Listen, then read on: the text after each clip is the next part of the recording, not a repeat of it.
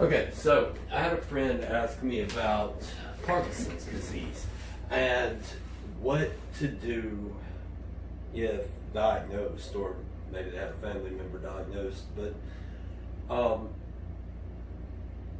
this is basically what you want to look at. First, the diagnosis of Parkinson's disease is really at the doctor's discretion, meaning that, well, the doctor just kind of, there's not really a test for this, so they look for a slow gait in your walk. If they ask you to take a walk with them, if they ask you to do your fingers like this, they're looking for inconsistent muscle action or delayed, slower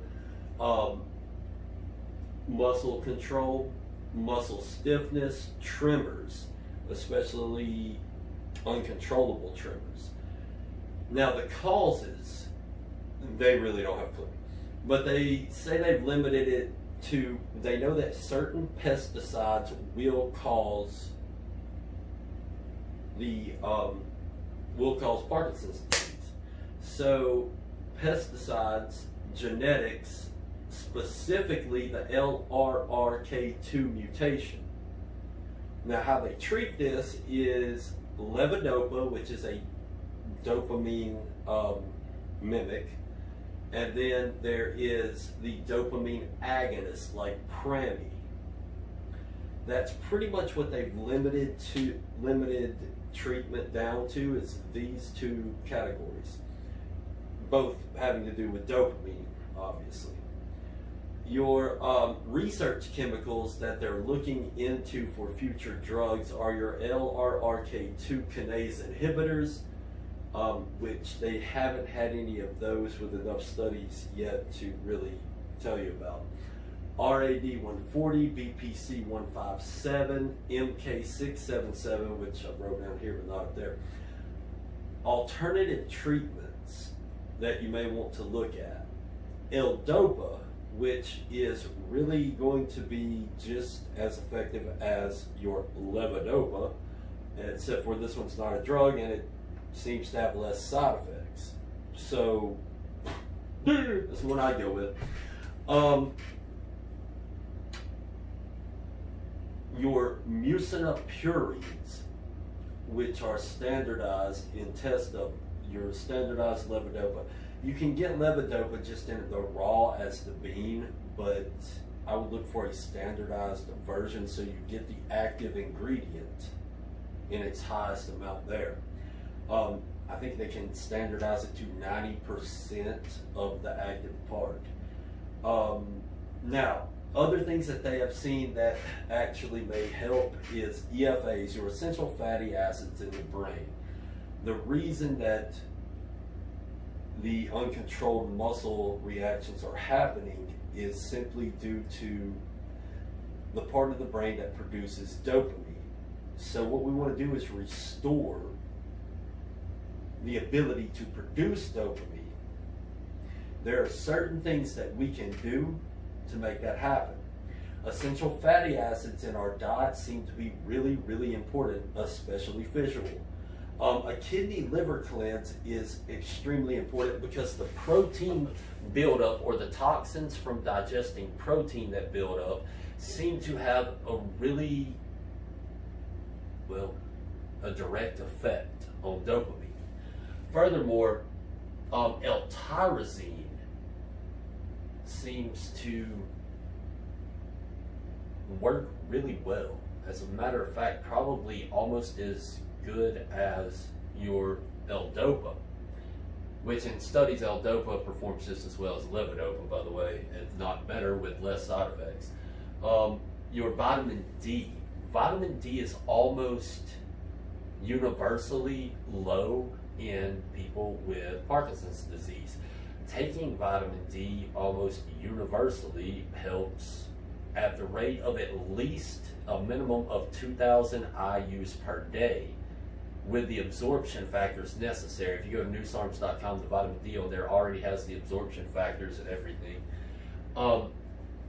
Now, with that said, There are some things that you would want to do in order to offset this, slow it down, or even possibly stop it. Number one is sunlight with no sunscreen, at least 20 minutes. Honestly, you can't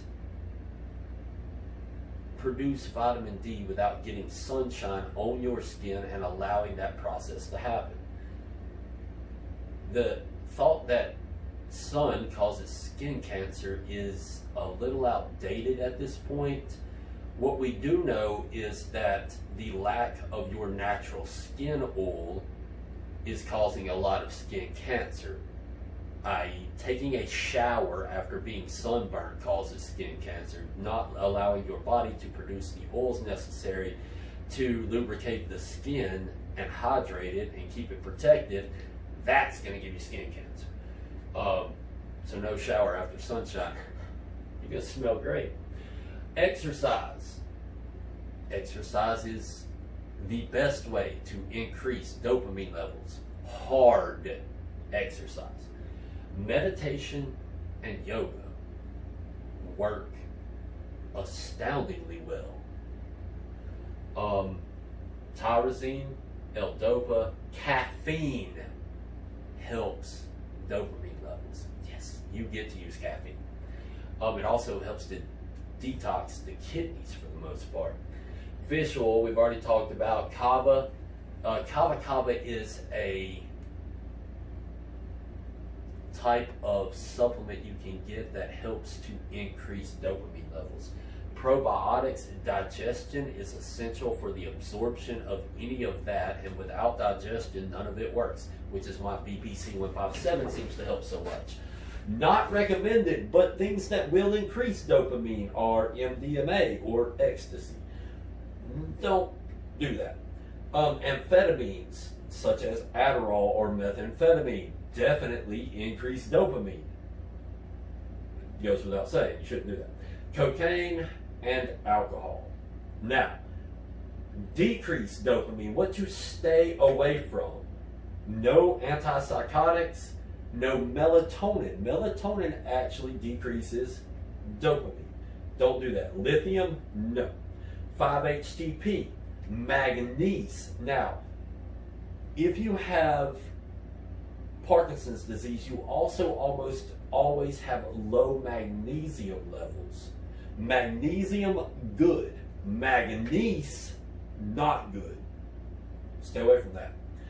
Saturated fats and sugar, cut them out.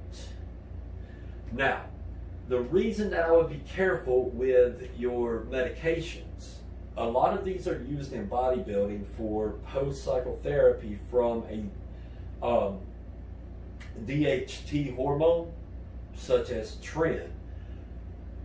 Those are like Prami and Rox, whatever the stuff is, Ropanan, okay?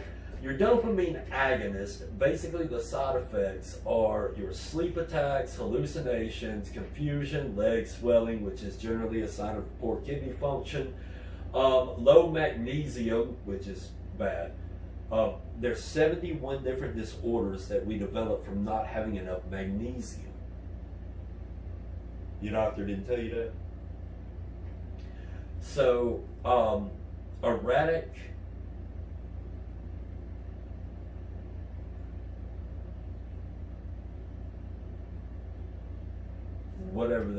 your muscle twitches. You have erratic, uncontrollable muscle twitches and muscle jerks, compulsive sexual behaviors or other behaviors like gambling, levodopa.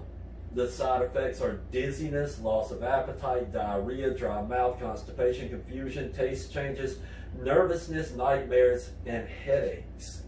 Most of that with your dopamine agonist or with your L-Dopa doesn't happen like it does with the drug levodopa. Don't ask me why. God's really smart. You know, call him, he'll tell you why. Test PCT has your dopamine agonist along with a testosterone booster, and testosterone has been shown to protect the neurocognitive function in men, not to mention women after menopause. EFAs are your essential fatty acids. These are going to give your brain the fats that you do not get from your diet and that your body cannot produce without you eating them. That's your fish, flax, and borage oils. Kidney cleanse is going to clean your kidneys to get rid of excess protein buildup that may be causing the Parkinson's disease to begin with. Vitamin D is there to help with the feelings of well-being, to help with your immune system, to help with the production of dopamine. L-tyrosine increases dopamine. MSM plus C detoxes the entire system to help get rid of the proteins. MK677 is a growth hormone. It's a mimic of ghrelin that forces higher production of growth hormone. Now, the first 7 days taking something like MK677, which, by the way, is a research chemical that is not for human consumption. You must consult your doctor before you take that. But he probably is not going to prescribe it. You can get it at newsarms.com as a research chemical, and you can consult with him about taking it for something like this. As long as he monitors you, it is perfectly legal. MK677 is going to increase your growth hormone. Growth hormone produced by the pituitary gland has been shown to stop and possibly even reverse the damage done by Parkinson's disease. RAD140 was specifically made to break the blood-brain barrier to protect people against Parkinson's, Alzheimer's, and dementia. It has shown to work rather well as a neuroprotective against these diseases. BPC-157 is a peptide that you can either take nasally or inject that heals the gut. The gut working properly, you can absorb your nutrients and you can detoxify properly. 20 minutes of sunlight every day, preferably naked. Of course, you're taking dopamine agonist, you might be naked anyway. 20